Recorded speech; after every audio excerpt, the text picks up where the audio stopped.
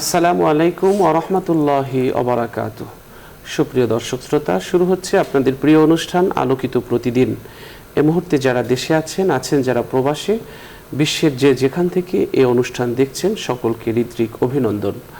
আজ অতিথি হিসেবে আমাদের মাঝে উপস্থিত হয়েছেন ঢাকা বিশ্ববিদ্যালয়ের ইসলামের ইতিহাস ও সংস্কৃতি বিভাগের সাবেক চেয়ারম্যান এবং বিশিষ্ট ইসলামী চিন্তাবিদ প্রফেসর ডক্টর আতাউর রহমান মিয়াজি। আসসালামু আলাইকুম ওয়া রাহমাতুল্লাহি ওয়া বারাকাতুহু। ওয়ালাইকুম আসসালাম ওয়া রাহমাতুল্লাহি ওয়া বারাকাতুহু। মোহতারাম, কেমন আছেন আপনি? আলহামদুলিল্লাহ ভালো। আপনি কেমন আছেন? আলহামদুলিল্লাহ ভালো আছি। প্রিয় দর্শক শ্রোতা, আমরা চলুন মূল আলোচনায় চলে যাচ্ছি। আজ আমরা যে বিষয়টি নিয়ে আলোচনা করব সেটি হচ্ছে আত্মীয়তার বন্ধন নষ্ট হওয়ার কারণ। খুব গুরুত্বপূর্ণ একটি বিষয়। আসলে এই বিষয়টি আমাদের জীবনমুখী, এই বিষয়টি আমাদের জীবনের সাথে জড়িয়ে আছে। আমরা একে অপরকে মূল্যায়ন করতে শিখব, তাহলে বন্ধন মজবুত হবে। এবং দেখা সাক্ষাৎ আমরা খুব কম করি। আগে যেভাবে সরাসরি দেখা করে একটা বাস্তব যে সোহবাত আমরা নিতাম, এখন আমাদের ব্যস্তময় জীবনে একটা মেসেজ দিয়ে, ফোন করে, ভিডিও কল করেই আমরা শেষ করি। আমরা আসলে সরাসরি যে যথাযথ যোগাযোগ করার সেটা আমরা কমিয়ে দিয়েছি। এরপর হলো একে অপরকে যথাযথ মূল্যায়ন করি না, অন্যের প্রতি হিংসামূলক আচরণ করে থাকি অনেকে। তো এগুলো আমরা পরিহার করার চেষ্টা করব। পরিবারের লোকদেরকে আমরা গুরুত্ব দিব। আর্থিক লেনদেনে আমরা স্বচ্ছতা বজায় রাখব। প্রাপ্য ব্যক্তিকে তার বন্টনের ক্ষেত্রে যথাযথ সম্পদ তাকে দেব এবং কোনোভাবে কার্পণ্যতা করব না। আমার প্রতি যতটুকু অধিকার আছে আমার আত্মীয়র, সেই অধিকারটুকু তাকে দিতে হবে যতটুকু সে পেতে পারে। যদি সেটা আমরা এখানে ব্যাঘাত ঘটাই, তাহলেই দেখা যাবে যে আত্মীয়তার বন্ধনে চির ধরবে এবং বন্ধনটা নষ্ট হবে। চলুন বিষয়টি নিয়ে আলোচনা শুনছি আমাদের আজকের অতিথির কাছ থেকে। জি মোহতারাম। আউযু বিল্লাহি মিনাশ শাইতানির রাজিম। বিসমিল্লাহির রহমানির রহিম। আলহামদুলিল্লাহি রাব্বিল আলামিন ওয়াসসালাতু ওয়াসসালামু আলা রাসূলিল্লাহি আশরাফিল আমবিয়া ওয়াল মুরসালিন ওয়া আলা আলিহি ওয়া আসহাবিহি ওয়া আজওয়াজিহি ওয়া যুররিয়্যাতিহি ওয়া আহলি বাইতিহি আজমাইন, আম্মা বাদ। ধন্যবাদ প্রিয় উপস্থাপক। অত্যন্ত গুরুত্বপূর্ণ, জীবন ঘনিষ্ঠ একটি বিষয়ের অবতারণার জন্য। আত্মীয়তার বন্ধন নষ্ট হওয়ার কারণ। প্রথমে বুঝতে হবে আত্মীয়তার বন্ধনটা কি। আমরা যদি বাস্তবতার নিরিখে পর্যালোচনা করি তাহলে দেখব আত্মীয়তার বন্ধনটা তৈরি হয় দুইটা মাধ্যমে। একটা হলো রক্তের সম্পর্ক প্রতিষ্ঠার মাধ্যমে, আরেকটা হলো আত্মার সম্পর্ক প্রতিষ্ঠার মাধ্যমে। যেমন আমরা যারা জন্মগ্রহণ করেছি, আমাদের বাবা মা সূত্রে আমরা তাদের উত্তরাধিকারী এবং তাদের সাথে আমাদের সম্পর্কটা হলো রক্তের সম্পর্ক। এজন্য পৃথিবীতে সবচেয়ে বড় আত্মীয় হলেন বাবা মা, ভাই বোন। ওই যে রক্তের সাথে সম্পর্কযুক্ত যে 14টা পর্যায় আছে। তারপরে আত্মার সম্পর্কটা কিভাবে স্থাপিত হয়, দ্বিতীয় যে বিষয়টা, এটা হলো বিবাহ সূত্রে। আমরা যদি দেখি স্বামী স্ত্রীর যে বন্ধন, আত্মীয়তার বন্ধন, এদের সাথে রক্তের সম্পর্ক নেই। রক্তের সম্পর্ক থাকলে তো বিয়েটা হারাম হতো। আর রক্তের সম্পর্কের বাহিরের একটা ছেলে একটা মেয়ে, তাদের মধ্যে যে ইসলামের নির্ধারিত নিয়মনীতি মেনে তারা বিবাহ বন্ধনে আবদ্ধ হন, এই যে বৈবাহিক সম্পর্ক, এটা হলো আত্মার সম্পর্ক। সুতরাং এই দুইটা দিক থেকে আত্মীয়তার বন্ধনটা আমাদের মধ্যে সুদৃঢ় হয়, কার্যকরী থাকে। কিন্তু কখনো কখনো এগুলো আবার শিথিল হয়ে যায়, নষ্ট হয়ে যায়। নষ্ট হওয়ারও অনেকগুলো কারণ থাকে। আমরা ওইগুলো দেখে কিভাবে আবার ওই বন্ধনটাকে সুদৃঢ় করা যায়, ওই বিষয়টাও আলোকপাত করা প্রয়োজন, এটা আমি মনে করি। প্রথমে দেখুন, রাসূল করিম সাল্লাল্লাহু আলাইহি ওয়াসাল্লাম স্পষ্ট করে বললেন, লা ইয়াদখুলুল জান্নাতা কাতিউর রাহিম, রক্তের সম্পর্ক ছিন্নকারী জান্নাতে প্রবেশ করবে না। তার মানে কি, আত্মীয়তার সম্পর্কটা নষ্ট হয়ে গেলে এখানে একটা কঠিন হুঁশিয়ারি দিয়েছেন রহমতুল্লিল আলামিন সাল্লাল্লাহু আলাইহি ওয়া আলিহি ওয়াসাল্লাম, যে রক্তের সম্পর্ক তুমি নষ্ট করে দিলা, তুমি জান্নাতে যাবে না। সুতরাং সবচেয়ে বড় কাজ হলো সম্পর্কটাকে ঠিক রাখা, স্বাভাবিক রাখা। কিন্তু বাস্তবতার নিরিখে পর্যালোচনা করলে দেখা যায় আমাদের সমাজের অধিকাংশ ব্যক্তিবর্গের আত্মীয়তার সম্পর্ক, রক্তের সম্পর্ক, আত্মার সম্পর্কটা যেভাবে সুদৃঢ় থাকা দরকার সেভাবে থাকছে না। ওইগুলো অনেক শিথিল হয়ে যায়, ওইগুলো অনেক সময় এমন বন্ধনটা হালকা হয়ে যায়, পারস্পরিক সম্পর্কটা নষ্ট হয়ে যায় যে আমরা প্রকারান্তরে একে অন্যের শত্রুতে পরিণত হয়ে যাই। এটা আমরা দেখছি। যেমন ধরেন, বাবা মারা গেলেন, তার ছেলেরা মেয়েরা তার উত্তরসূরি, তার অর্থ সম্পদের মালিক নির্ধারিত পদ্ধতিতে। এখন বাবা মারা যাওয়ার পরে বড় ভাই, তার দায়িত্ব হলো অন্য ছোট ভাই এবং বোনদের সাথে নিজে সম্পর্কটা কিভাবে মজবুত রাখা যায় এই চেষ্টাটা করা। এই পদক্ষেপটা প্রথম নিতে হবে বড় ভাইয়ের, বাবার অনুপস্থিতিতে। মা জীবিত থাকলে তিনি বড় ভাইকে, তার বড় ছেলেকে ওইভাবে উদ্বুদ্ধ করবেন যে তুমি তাদেরকে নিয়ে তোমাদের সম্পর্কটা ঠিক রাখো। যে সম্পর্কটা ঠিক রাখার প্রথম কাজ হলো প্রত্যেকের ন্যায্য পাওনা, উত্তরাধিকার সূত্রে বাবার কাছ থেকে তারা যা পাবে সেগুলো তাদের মধ্যে বন্টন করে দেওয়া। কিন্তু আমরা কি দেখি এই সমাজে এই প্রক্রিয়াটা এত সহজে বন্টন হয় না। ইভেন বাবা মা নিজেরাও সন্তানদের প্রতি বৈষম্য তৈরি করেন বিভিন্ন ক্ষেত্রে। আমি প্রত্যক্ষভাবে অনেক জায়গাতে দেখেছি। সেটা হলো 3টা মেয়ে 4টা ছেলে, বাবা মেয়েদেরকে তার সম্পদের কিছুই দিবে না, একেবারে ওয়ারিশ মুক্ত করে দিল, আর ছেলেদেরকে সবগুলো তার জীবদ্দশায় লিখে দিল। এরকম কয়েকটা প্রমাণ আমার হাতে আছে, আমি খুব ভালো করে কাছ থেকে জানি। তো এই যে একটা জুলুম করলো, বাবা নিজে জালিমের ভূমিকায় অবতীর্ণ হলো, তাহলে সম্পর্কটা কোনো কিছু থাকলো? বাবা তো তার জীবদ্দশায় মেয়েদেরকে সম্পর্ক একেবারে নষ্ট করে দিল, বিচ্ছেদ হয়ে গেল। তো সেই বাবা করুণ পরিণতি ভোগ করবেন। এখন বাবা এই কাজটা করলেও মা এবং ভাইদের দায়িত্ব ছিল যে না, আপনি এই কাজটা করতে পারেন না, আমরা আমাদের বোনদের ন্যায্য অধিকারটা ভালো মতো প্রতিষ্ঠা করব। এবং বাবাকে ওইভাবে বুঝিয়ে তারা বন্টন করে দিতে পারতেন। কিন্তু ভাইও ওই কাজটা করেন না। এই যে আরেকটা বিষয়। এর পাশাপাশি দেখা যায় যে ভাইয়েরা বাবার মৃত্যুর পরে, মায়ের মৃত্যুর পরে তাদের সম্পদ বন্টন করার ক্ষেত্রে ভাই যারা, তারা নিজেরা ওই যে ভালো ভালো জায়গাগুলো, সম্পদগুলো আগে দখল করেন, আর নিম্নমানের দায়সারাগোছের কিছু সম্পদ বোনদেরকে ওইভাবে নেওয়ার জন্য উদ্বুদ্ধ করেন। এটা একেবারে আমি খুব কাছ থেকে আমাদের আত্মীয় স্বজনের ভিতরেই এরকম জঘন্য অবস্থা দেখেছি।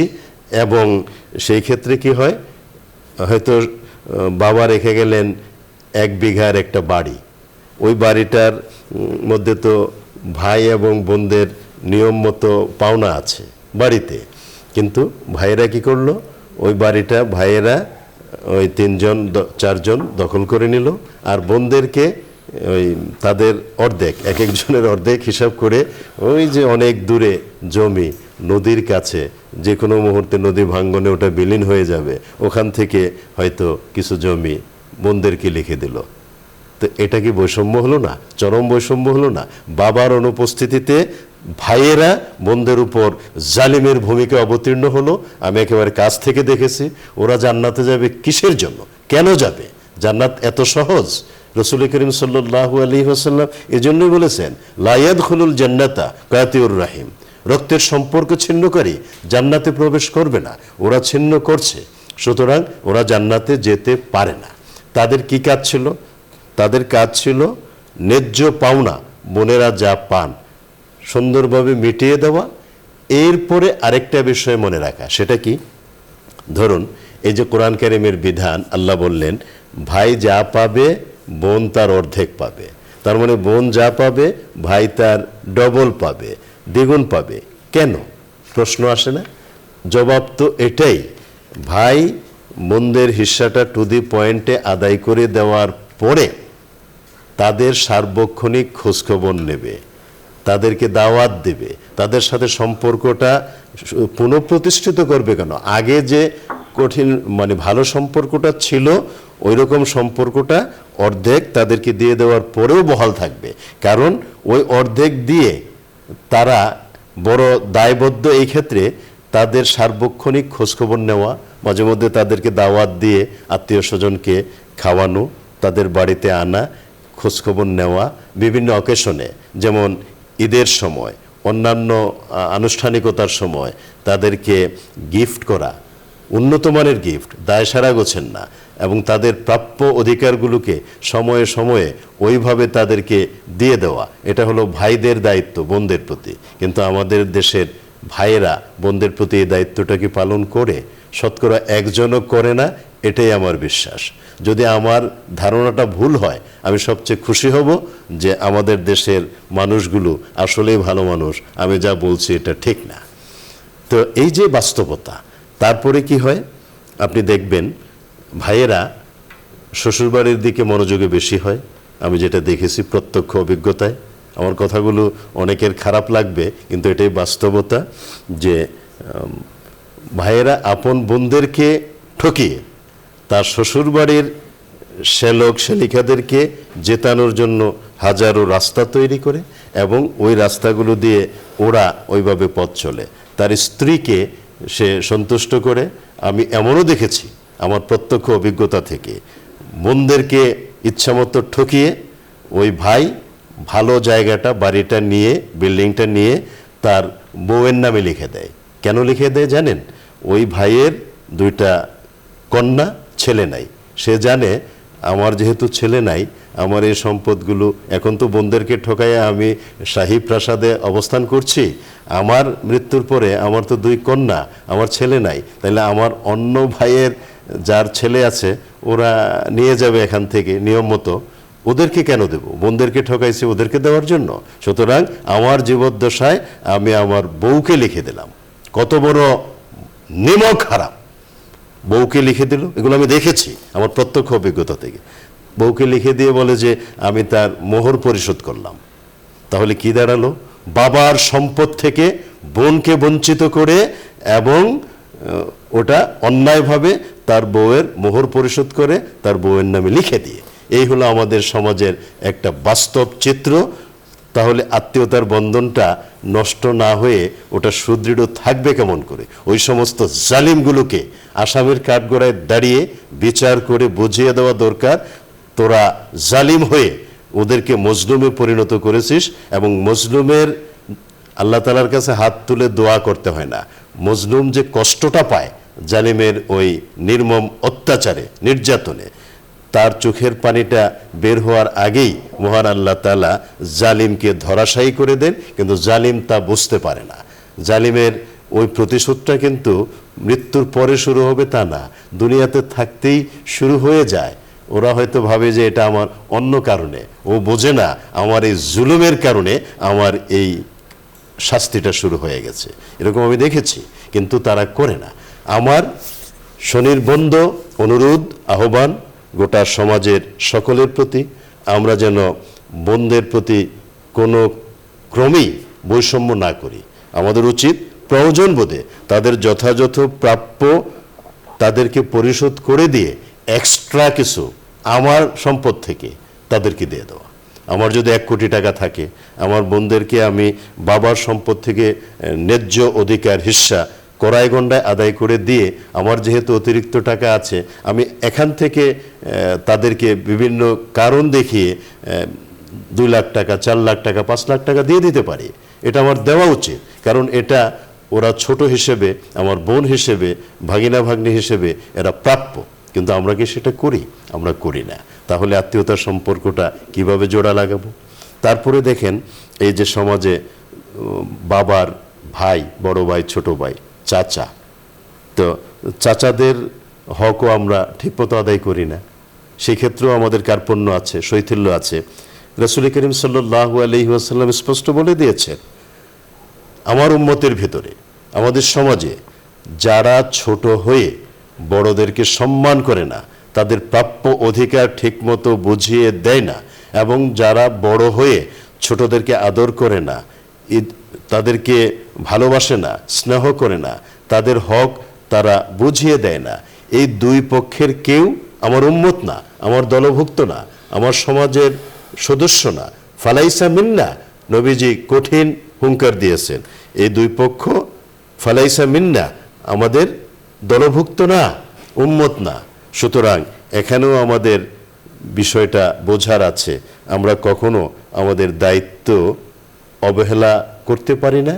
দায়িত্ব অবহেলা করার মানে হলো সম্পর্কটা নষ্ট করা, সম্পর্কটা নষ্ট করার মানে হলো পরকালে জাহান্নামের দিকে টু দি পয়েন্টে ধাবিত হওয়া, কারণ নবীজি তো বলেছেন জান্নাতে প্রবেশ করা তার জন্য হারাম। সুতরাং আমার বিনীত আহ্বান থাকবে এটাই, আমরা যেন যে কোনো কিছুর বিনিময়ে আত্মীয়তার বন্ধনকে, সম্পর্ককে অটুট রাখি, সুদৃঢ় রাখি। এটা নষ্ট হইতে চাইলে, কারো দ্বারা নষ্ট হতে চাইলেও আমরা সচেতন ব্যক্তি হিসেবে নিজেদের কারণে নষ্ট হতে দেব না, বরং অন্যে নষ্ট করতে চাইলে তাকে বুঝিয়ে এটা কিভাবে আগের অবস্থানে ফিরিয়ে আনা যায় সে চেষ্টা আমরা করব ইনশাআল্লাহ। চমৎকার আলোচনা করেছেন মোহতারাম। দর্শক শ্রোতা, আসলে আমরা ব্যস্ততার অজুহাতে কিংবা নানান রকমের উপলক্ষ দাঁড় করিয়ে লম্বা সময় পরস্পরে আমরা দেখা সাক্ষাৎ করি না বা দেখা সাক্ষাৎ হয় না আমাদের। এতে নিজেদের মাঝে ক্রমান্বয়ে আন্তরিকতার ভাটা পড়ে, ফলে একটা সময় সম্পর্ক ছিন্নের মানে হয়, ছিন্নে রূপান্তর হয় এবং টানাপোড়েন এর শুরু হয়। এজন্য আমরা যোগাযোগটা রক্ষা করার চেষ্টা করব, আমরা অপরকে অগ্রাধিকার দেওয়ার চেষ্টা করব এবং মূল্যায়ন করব। মূল্যায়ন না করা একটা মারাত্মক ব্যাধি হচ্ছে আমাদের। দাম্ভিকতার আচরণ আমরা করব না আমাদের আত্মীয় স্বজনদের সাথে, তুচ্ছ দৃষ্টিতে তাদের দিকে তাকাবো না। সমাজে এমন কিছু আত্মীয় রয়েছে যারা অনেক উচ্চ পদে আসীন হয়েছেন, সামাজিক প্রতিপত্তি অর্জন করেছেন অথবা বিত্তশালী হয়েছেন, কিন্তু আত্মীয় স্বজন তার কাছে ঘেঁষাকে মানহানি এবং লজ্জাকর মনে করে। এমনভাবে বিভিন্ন সাক্ষাতে কিংবা মতামতের ক্ষেত্রে কঠিনভাবে হেয় করা হয় এবং ঘায়েল করে কথা বলা হয়, যার ফলে দ্বিতীয়বার সাক্ষাতের আগ্রহ থাকে না এবং মতামত আদান প্রদান করার ন্যূনতম ইচ্ছা জাগে না। তাই ওই আত্মীয়ের প্রতি ঘৃণাবোধ সৃষ্টি হয়। এজন্যে যারা বড় জায়গায় অবস্থান করেছে তাদের সম্পর্কে বদনাম করলে তারা একটা সময় শুনতে পেলে তখন তাদের প্রতি মন খারাপ হয়। আর যারা অর্থবিত্তে সেই রকমের বিত্তশালী হয়নি, তারা যদি এটা করে তাহলে বিত্তশালীর মনে কষ্ট পায়, সম্পর্ক নষ্ট হয়। আবার বিত্তশালীও যদি তাদের খোঁজ না নেয় তাহলে তাদের মধ্যেও ক্ষোভ সৃষ্টি হয়। এজন্য পরস্পর ব্যালেন্স করতে হবে আত্মীয় স্বজনের মধ্যে এবং খোঁজখবর নিতে হবে। মূল্যায়ন করি না আমরা। অনেক সময় দেখা যায় আত্মীয় স্বজন মেহমান হিসেবে আগমন করলে চেহারা মলিন হয়ে যায়, মেহমানদের তেমন একটা গুরুত্ব আমরা দেই না, খোঁজখবর অনেক সময় নেই না, সামর্থ্য অনুপাতে আপ্যায়ন আমরা করি না, যার ফলে পুনরায় মেহমান হওয়ার আগ্রহ হারিয়ে ফেলে এবং আসতে চায় না। সেজন্যে সামর্থ্যের সবটুকুন দিয়ে চেষ্টা করতে হবে তাদের মূল্যায়ন করার। প্রতিহিংসামূলক আচরণ অনেক সময় আমরা করে থাকি। দেখা যায় যে পদ্ধতি অবলম্বন করলে উন্নতির সিঁড়িতে চড়তে পারবো, আমরা সেই পদ্ধতি অনেক সময় অবলম্বন করি না। উন্নতির চোখে পড়লে কেউ যদি উন্নতি লাভ করে তখন আমরা প্রতিহিংসা করি এবং দেখা যায় যে সে পড়াশোনা করে ভালো হচ্ছে, যে না ও পরীক্ষায় পাশ করতে পারবে না, পরীক্ষায় পাশ করলো ভালো চাকরি পাবে না, চাকরিও পেলো, ও টাকা দিয়ে কিছু করতে পারবে না, টাকা দিয়ে করতেও পারলো, আর কোনো কিছুই যখন পায় না তখন বলে ওর বাবা তো বুড়ো হয়ে মারা গিয়েছে। অর্থাৎ এই যে পরস্পরের প্রতি প্রতিহিংসা বা একজনের উন্নতিতে মনে কষ্ট পাওয়া, এই মানসিকতা আমাদের পরিহার করতে হবে। আরেকটি ব্যাপার হলো আত্মীয় স্বজন মেহমান হিসেবে আগমন করলে আমরা তাকে সম্মান করব এবং তাকে মর্যাদা দেব। অনেক সময় টাকা ধার দিয়ে লেনদেন করে মানে আর্থিক সম্পর্কে জড়িয়েও আত্মীয়তার বন্ধন অনেক সময় নষ্ট হয়। এজন্য অর্থনৈতিকভাবে স্বাবলম্বী হওয়ার জন্য অনেক সময় যৌথ ব্যবসা বাণিজ্যের প্রয়োজন দেখা দেয়। অল্প সময় আর্থিকভাবে চাঙ্গা হওয়ার দ্রুত ফলপ্রসূ পদ্ধতি হলো শেয়ারের ব্যবসা বাণিজ্য করা, অর্থাৎ শেয়ারিংয়ে কোনো বিজনেস করা। কিন্তু দেখা যায় আর্থিক উন্নতি তো দূরের কথা, দেখা যায় শেষ পর্যন্ত সম্পর্ক ছিন্ন হয়। 5-7 জনে ব্যবসা শুরু করে অনেক জায়গায় হয়, অনেক জায়গায় হয় না। আমানতের খেয়ানত করা হয়, ছোট থেকে বড় বিষয়ে ধৈর্যের পরিচয় দেওয়া হয় না, হিসাব নিকাশে ছলচাতুরি করা হয়, দায়িত্ব যথাযথভাবে পালন করা হয় না। এতে করে ব্যবসার লোকসানের সময় ধৈর্যের সঙ্গে একে অপরের পাশে থাকে না। এই নানান কারণেও কিন্তু আর্থিক কারণেও আত্মীয়তার সাথে একটা সম্পর্ক নষ্ট হয়। সম্পত্তি বন্টনের ক্ষেত্রে যেটি মোহতারাম বললেন, পরিবারের লোকদের গুরুত্ব না দেয়া। একটা পরিবারের মা বাবা ভাই বোন যেমন অপরিসীম গুরুত্ব, তদ্রূপ নিজের সহধর্মিণীও গুরুত্বপূর্ণ। সন্তানের জন্য আমার মা বাবা যেমন, আমার স্ত্রীও তার সন্তানের কাছে মা তেমন। আমার মা তেমন, আমার স্ত্রীও তার সন্তানের কাছে মা হিসেবে তেমন। কিন্তু সমাজে অনেক পুরুষ স্ত্রীর কথার ফাঁদে পড়ে নিজের পরিবারের সদস্যদের সঙ্গে সম্পর্কে অবনতি ঘটায়। এর বিপরীতে অনেক মা বোনের কথার উপর নির্ভর করে স্ত্রী ও তার আত্মীয় স্বজনের সঙ্গে সম্পর্ক ছেদ করে, যা স্বাচ্ছন্দ্যময় এবং সুখকর জীবনের বড় ধরনের অন্তরায় সৃষ্টি হয়। এজন্যে আমরা বলবো যে যারা এই অনুষ্ঠান দেখছেন, যারা পুত্রবধূ আছেন, আপনারাও শ্বশুর শাশুড়ির সাথে ভালো সম্পর্ক বজায় রাখার চেষ্টা করবেন। একটা সময় আপনার শ্বশুর শাশুড়ি দেখবেন আপনার প্রতি নির্ভরশীল হয়ে পড়বে, আপনি যেটা বলবেন সেটা তারা মেনে নেবে।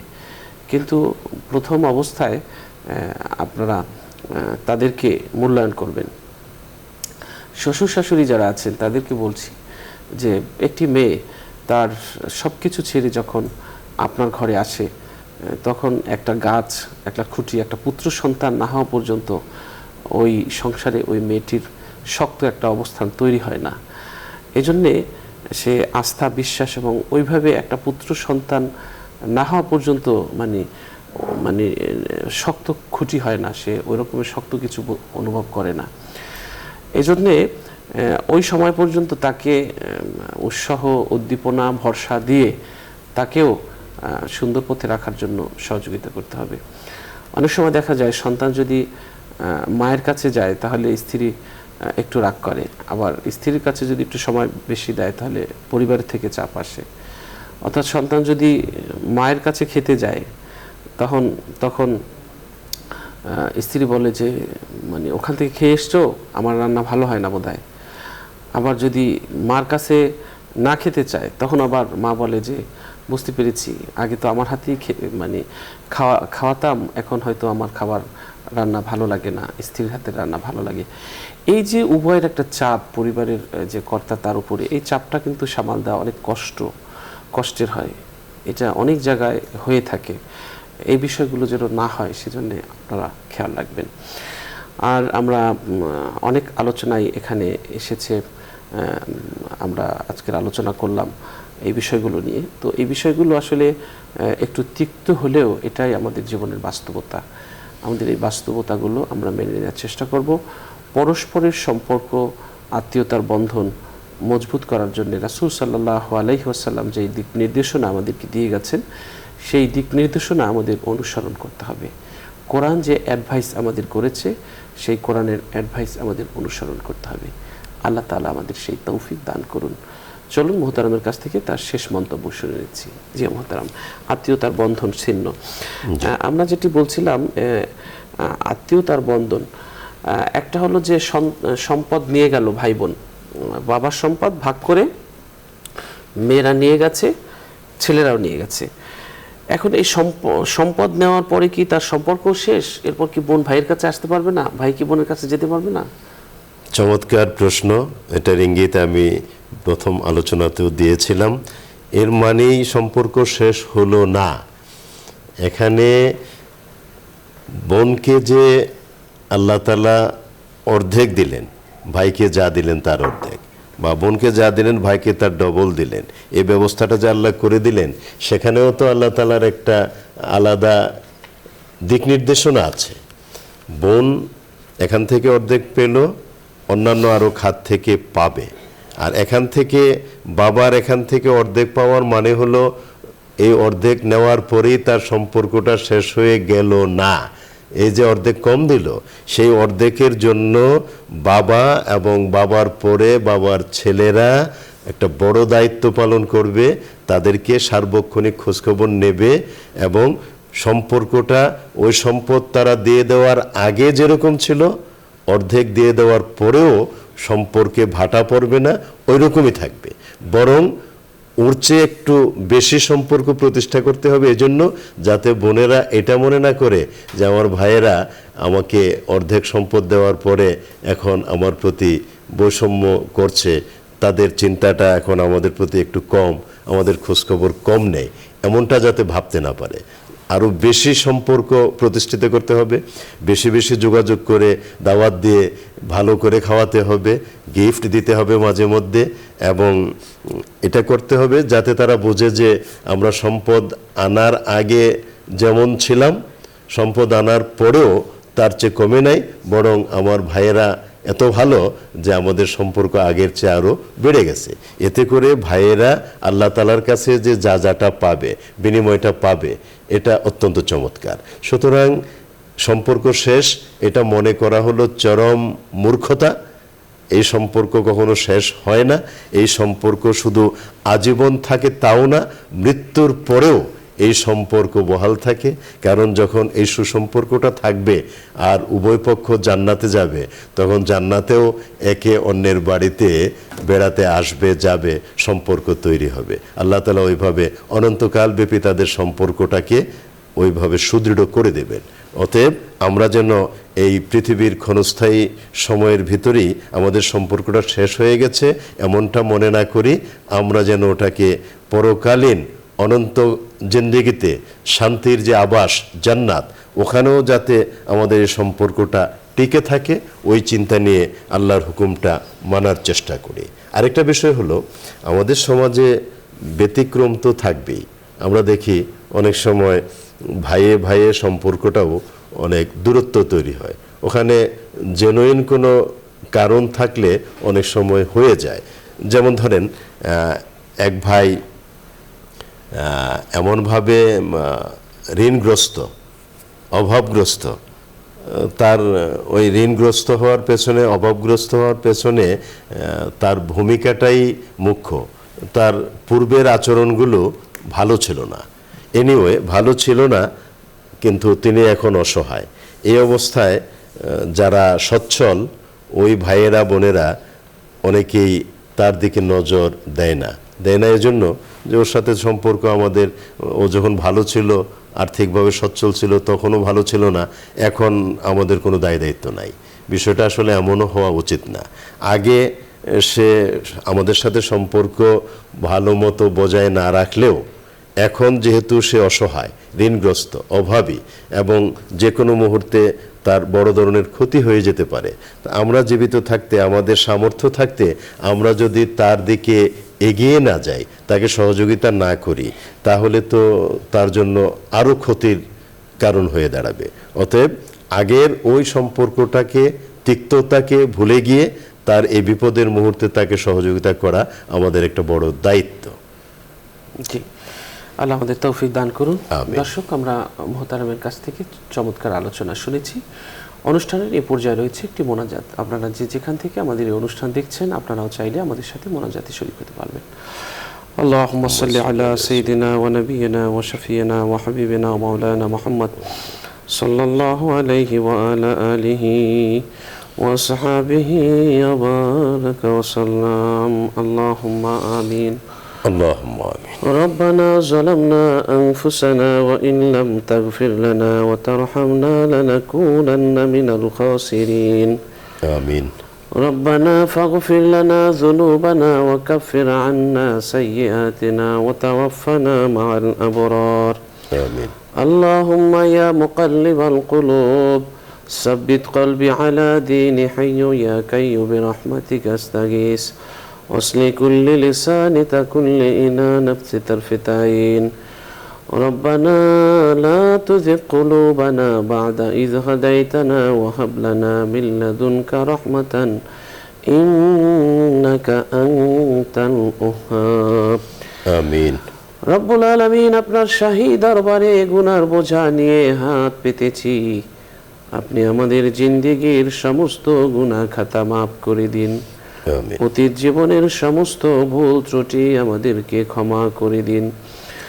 রব্বুল আলামিন, একদিন এই পৃথিবীতে ছিলাম না, আবার একদিন এই পৃথিবী ছেড়ে চলে যাব না ফেরার দেশে। রব্বুল আলামিন, আপনার কাছে ফরিয়াদ করছি, এই পৃথিবীর মায়া ত্যাগ করে যখন অন্ধকার কবরে চলে যাব, অন্ধকার কবরটা আমাদের জন্যে তুমি আল্লাহ জান্নাতের বাগান বানায়া দিও। আমিন। রব্বুল আলামিন, তোমার কাছে ফরিয়াদ, তুমি ছাড়া আমাদের আর কেউ নাই, কার কাছে বলবো? তুমি ছাড়া আর কেউ আমাদের সাহায্যকারী নেই। তোমার কাছে সাহায্য চাচ্ছি, আসমান এবং জমিনের সকল বালা মুসিবত আমাদের জীবন থেকে তুমি দূর করে দাও। আমিন। রব্বুল আলামিন, সকল প্রকার পেরেশানি থেকে আমাদেরকে তুমি আল্লাহ মুক্তি নসিব করে দাও। আমিন। রব্বুল আলামিন, অনেকের মা নেই, বাবা নেই, আমার সাথে যারা হাত তুলেছে জানি না এদের মধ্যে কার বাবা কোন অন্ধকার কবরে পড়ে আছে, কার মা কোন অন্ধকার বাস বাগানে পড়ে আছে। রব্বুল আলামিন, যার মা নেই, বাবা নেই, আল্লাহ তাদের মা বাবার জীবনের গুনাহ খাতা মাফ করে দাও। কারোর মা বাবাকে তুমি কবরে মেরো না, কারোর মা বাবাকে কবরে আযাব দিও না, কারোর মা বাবার কবরে আযাব দিও না, কারোর মা বাবার কবরে আগুন জ্বালাইও না। আমিন। রব্বুল আলামিন, তোমার কাছে ফরিয়াদ, আল্লাহ তুমি ইহকাল আর পরকালে আমাদের সাফল্য নসিব করে দাও, ইহকাল আর পরকালে কল্যাণ নসিব করে দাও। রব্বুল আলামিন, তোমার কাছে ফরিয়াদ, তুমি আমাদের জিন্দেগীর সমস্ত গুনাহ খাতা মাফ করে দাও। আমিন। করুণার শিশির দিয়ে, রহমতের পানি দিয়ে গুনাহগুলো ধুয়ে পরিষ্কার করে দাও। আল্লাহুম্মা। ফকিরের মতো, কাঙ্গালের মতো, অভাবীর মতো তোমার শাহী দরবারে হাত তুলেছি, দরজায় এসে দাঁড়িয়েছি। তোমার দরজা থেকে শূন্য হাতে ফেরত দিও না। আমিন। রব্বুল আলামিন, একদিন আমাদের দুয়ারে পালকি আসবে, মরণ পালকি। মসজিদের খাট যখন আমাদের দরজায় আসবে, গোসল করিয়ে কাপড় পরিয়ে ওই খাটে চড়িয়ে জানাজা দিবে। জানাজা দিয়ে অজানা অচেনা এক জগতে দিয়ে আসার জন্যে সবাই রওনা দিবে। সন্তান পিছে পিছে লাশের আসবে, কাঁদবে, স্ত্রী কাঁদবে, বন্ধু কাঁদবে, বান্ধব কাঁদবে, সবাই কাঁদবে। কবর পর্যন্ত এগিয়ে দিয়ে কবরে রেখে বাঁশের ছাউনি দিয়ে উপরে মাটি ঢেলে দিয়ে চলে আসবে, আর কখনো খবর নিবে না, কেউ খবর নিবে না গো আল্লাহ। তাই তোমার কাছে ফরিয়াদ করে বলছি, মহিয়ান গনিয়ান মেহেরবান দয়ালু দাতা, তুমি আমাদের জিন্দেগীর গুনাহ মাফ করে খাঁটি মুমিন মুসলমান হয়ে কবরে শোয়ার তৌফিক দিও গো আল্লাহ। মরণ পালকিতে চড়ার আগে, ওই যে মসজিদের খাটে ওঠার আগে তুমি আল্লাহ মুমিন মুসলমান বানাও, মুমিন মুসলমান হওয়ার তৌফিক দান করো। আমিন। রব্বিরহামহুমা কামা রব্বায়ানি সগীরা, রব্বিরহামহুমা কামা রব্বায়ানি সগীরা। সুবহান রাব্বিকা রাব্বিল ইজ্জাতি আম্মা ইয়াসিফুন وسلام على المرسلين والحمد لله رب العالمين آمين آمين। দর্শক, আমরা আজ অনুষ্ঠানের শেষ প্রান্তে চলে এসেছি। দীর্ঘ সময় আমাদের সাথে যারা থেকেছেন, আলোচনা শুনেছেন, সবার জন্য শুভকামনা থাকলো। আগামী দিনও ঠিক এই সময় আপনারা এই অনুষ্ঠান দেখবেন সেই আশা রাখছি এবং অন্যকেও এই অনুষ্ঠান দেখতে উৎসাহিত করবেন। আল্লাহ তাআলা আমাদের সকলকে ভালো রাখুন, সুস্থ রাখুন, নিরাপদে রাখুন, সঠিক পথে রাখুন, ন্যায়ের পথে রাখুন, ইবাদত বন্দিগি বেশি বেশি করার তৌফিক দান করুন। সেই প্রত্যাশা রেখে সবার সুস্বাস্থ্য কামনা করে আজ আমরা এখানেই বিদায় নিচ্ছি। আল্লাহ হাফেজ। আসসালামু আলাইকুম ওয়া রাহমাতুল্লাহি ওয়া বারাকাতুহু।